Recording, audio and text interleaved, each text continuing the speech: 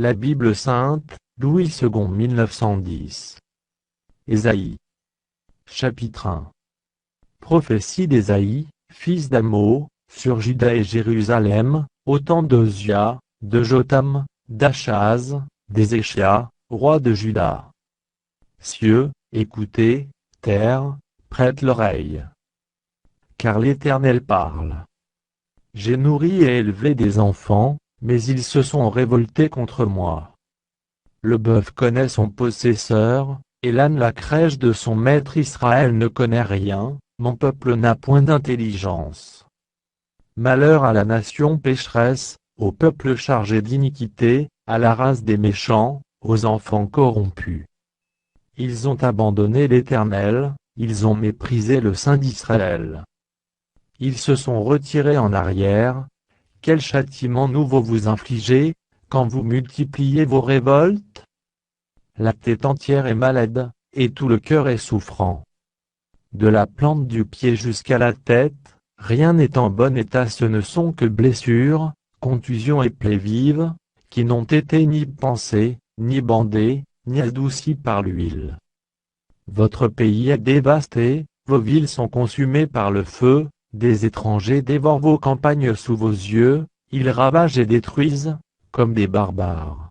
Et la fille de Sion est restée, comme une cabane dans une vigne, comme une hue dans un champ de concombres, comme une ville épargnée. Si l'Éternel des armées nous eût conservé un faible reste, nous serions comme Sodome, nous ressemblerions à Gomorrhe. Écoutez la parole de l'Éternel, chef de Sodome. Prête l'oreille à la loi de notre Dieu, peuple de Gomorrhe. Qu'ai-je à faire de la multitude de vos sacrifices, dit l'Éternel. Je suis rassasié des holocaustes de béliers et de la graisse des veaux, je ne prends point plaisir au sang des taureaux, des brebis et des boucs. Quand vous venez vous présenter devant moi, qui vous demande de souiller mes parvis?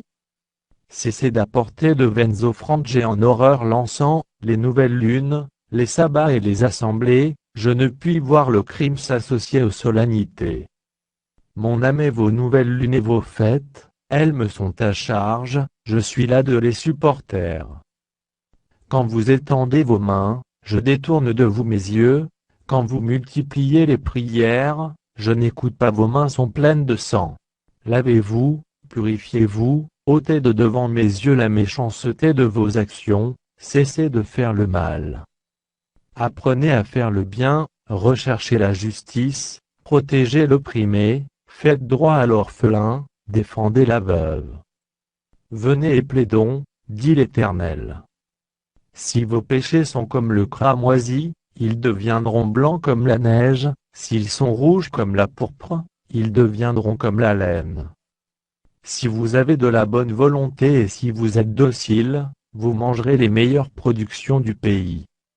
Mais si vous résistez et si vous êtes rebelles, vous serez dévorés par le glaive, car la bouche de l'Éternel a parlé. Quoi donc, la cité fidèle est devenue une prostituée.